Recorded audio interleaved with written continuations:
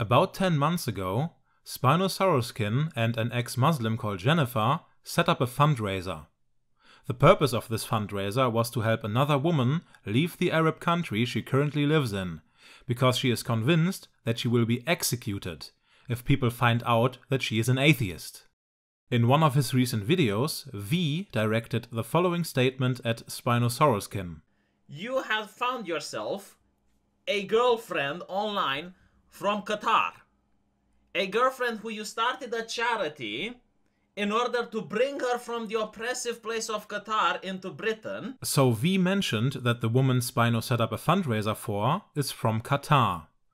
Based on this statement alone, V has been accused of being a doxer and endangering the life of this woman. V has not released any additional information about the woman at this point. One thing has to be made clear. This information has been publicly available at some point. Even I, who barely had any interest in this, got the impression from certain Twitter conversations that Spino and this woman were a part of, and comments this woman made on different websites, that yeah, I guess this woman is from Qatar. So when V mentioned this in his video, I didn't think anything of it. It wasn't until certain people accused him of being a doxer and endangering someone's life that I started to look into this. Alright, let's examine this. Did V actually endanger the life of this woman by mentioning that she is from Qatar? Well, that information obviously doesn't enable anyone to locate this woman, because there are more than 2.5 million people living in Qatar. Just let me give you the same premise for myself as an example. Let's say I live in Paris. I am male and I am an atheist. How the hell are you supposed to locate me based on that information? It's impossible. You wouldn't even know where to start. To actually locate someone, you need different information, like a real name, a picture of the person, parts of an address, a social security number, bank information, or an IP address.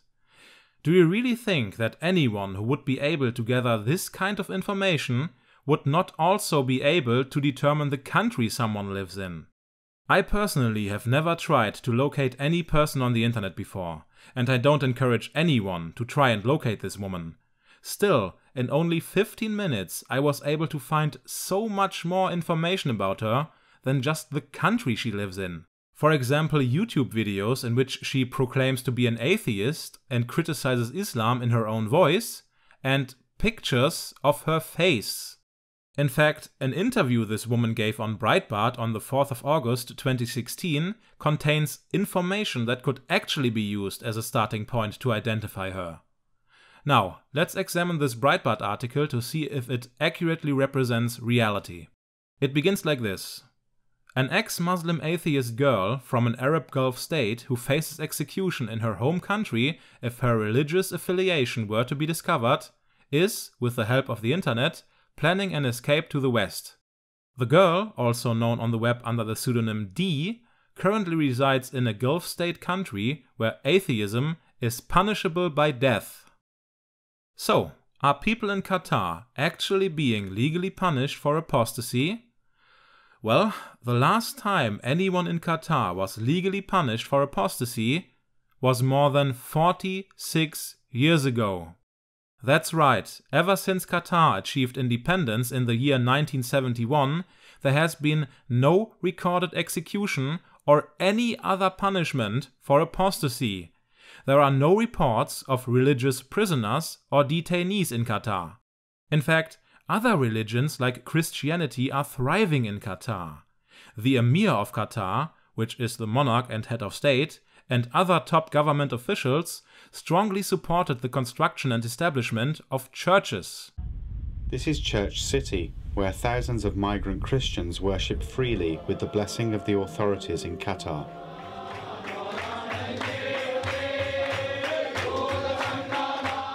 Here, Christianity was once an underground religion, but today it thrives, thanks in part to people like Father Bill Schwartz, an Anglican priest and an Episcopal Church missionary. In May 2005, so more than 10 years ago at this point, representatives of the Christian churches in the country signed an agreement with the government for a 50-year lease on land near Doha, which is the capital of Qatar, where they intend to erect 6 churches. It's the Emir who provided land for the Christian communities to worship, and it's Father Bill who continues to interact with the government on their behalf. When I talk to people who've been here for 30 years, and they talk about the old days when they had to pray in secret, and when things were very, very dangerous to function as a Christian, and even bringing a Bible into the country could get you in big trouble, and talk to people today, and the difference of the attitude of the government towards the presence of Christians in the country, and the overall sense of, yes, we have Christians in the country, but they are people of the book, they should have their places to pray, they need to have their holy book to read and to study, we should allow their teachers, their leaders to come and to nurture their communities. This is such a major shift in the way things used to be. So the entire premise of this Breitbart article is already flawed right from the start. But the woman is also worried about something else. She said this in the Breitbart interview: "Being an atheist in my environment is simply not an option. There is no room for being a thought criminal or ruining my family's honor. If the fact I am an atheist was made public, my parents and members of my community would not hesitate to kill me." If this is true, it would be fair to expect this woman to be as careful as possible and hide the fact that she is an atheist as well as she can. But that's not happening. Let me ask you, what do you think will enable the family of this woman to actually find out about her atheism? Would they find out by stumbling over a YouTube video in which someone says that a guy called Spino is trying to get his online girlfriend out of Qatar? Or by stumbling over YouTube videos and live streams in which they hear the voice of her family member denying Islam, or finding pictures of her face on relevant websites? Now, I'm not accusing this woman of lying about this. All I'm saying is that as an outsider, this woman seems to not be afraid at all, or to be absolutely careless. Why would she openly proclaim to be an atheist with her voice and face attached if she expects to instantly be killed by her family or community members for this? With completely contradictory behavior like that, it is no wonder that people are getting suspicious about this. If what you are saying is true, Dee, then keep your head down and be careful until this is over. What are you doing? Let's talk about the people who accused V of being a doxer and endangering this woman's life. I'm specifically talking to Spinosauruskin, Vadim Newquist, and Christy Winters right now. When you are going around on Twitter, throwing around serious accusations like these, provoking people and trying to claim the moral high ground, do you think that you are helping? Do you actually think that you are in any way helpful in this situation? If you had truly been concerned about the safety of this woman, you would have sent a private message to V and asked him to remove his tweets without bringing any additional attention to them. You would have said the following: V, I know we have our differences, but we think that mentioning that this woman is from Qatar puts her life in danger. Can you please remove the tweets and not mention this anymore? That would have solved the problem. But you weren't really concerned for her safety, were you? V even informed you that it is illegal in his country to dox someone. Did any of you report him to the authorities for this? Of course you didn't.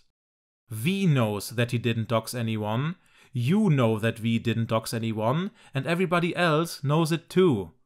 All you have done is draw unnecessary attention to this and thereby make people so suspicious that they started to look into it. If anyone is endangering this woman's life, it's you.